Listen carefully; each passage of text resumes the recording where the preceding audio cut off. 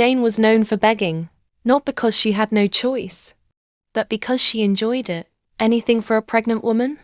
She would say softly, one hand on her belly, eyes pleading. People in the neighborhood knew her. Some pitied her. Some avoided her, but Jane didn't care. She moved from house to house, eating whatever she was given. You shouldn't be eating from everywhere like this, an old woman once warned her. Jane laughed. Not pregnancy cravings, Mama. Nothing will happen. But something had already started happening. That evening, Jane entered a street she had never seen before. Too quiet, too neat, too empty. Then she saw the house. Old, door slightly open.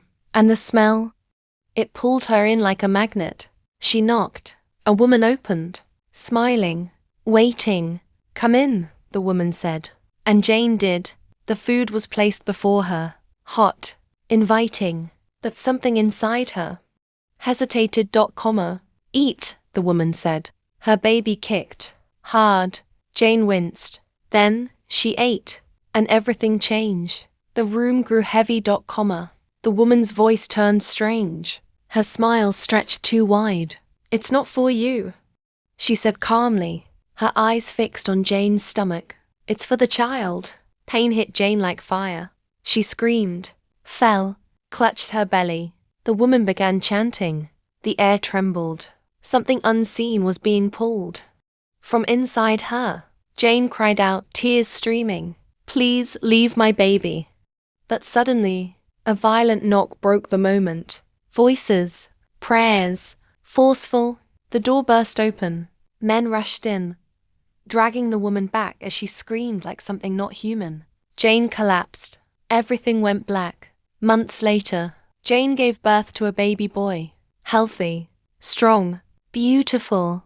Everyone called it a miracle. She nearly lost that child, people whispered. God saved her. Jane changed. Completely. She stopped begging, stopped moving from house to house. She became quiet, careful. She raised her son with fear and love, never letting him go hungry, never letting him eat from strangers. But as the boy grew, something felt wrong.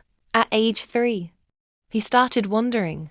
At age 5, neighbors began to notice. He came to my house this morning, one woman said. He was begging for food. Jane laughed nervously. That's not possible. I feed him well. But the stories continued. Different houses, different days, same thing. Please, give me food, the boy would say.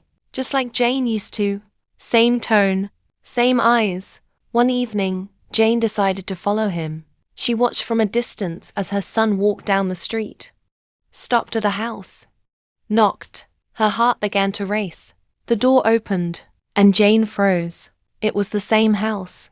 Same faded walls, same quiet surroundings, same woman, smiling. Jane ran, screaming her son's name, but she was too late.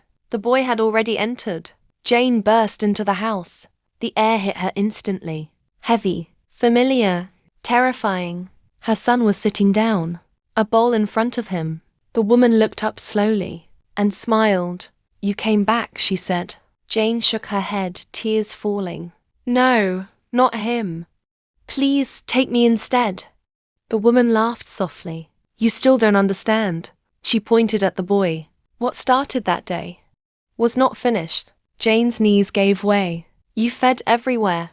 The woman continued. You opened doors you didn't see. Her voice dropped, cold. And now, your child walks through them freely. Jane screamed, grabbing her son.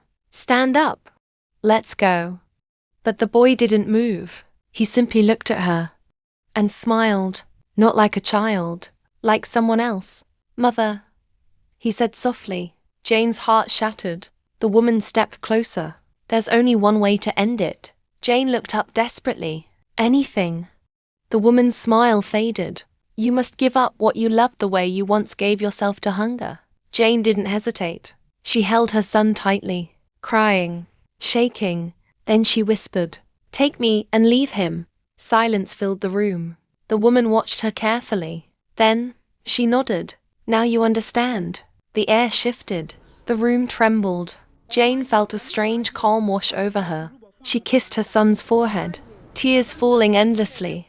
"Live right," she whispered. And then, she was gone. Years later, the boy grew up, normal, healthy, free. But he never begged, never stepped into strange houses, never took what wasn't his. Because he remembered, not everything, but enough. And every year, on his birthday, he would feed the poor, not because he had to, but because he understood something most people didn't. Lesson: not every door you enter is safe. Not every hand that feeds you means well. Carelessness, even when it feels harmless, can open doors you cannot close. And sometimes, the consequences don't stop with you. They follow the ones you love the most.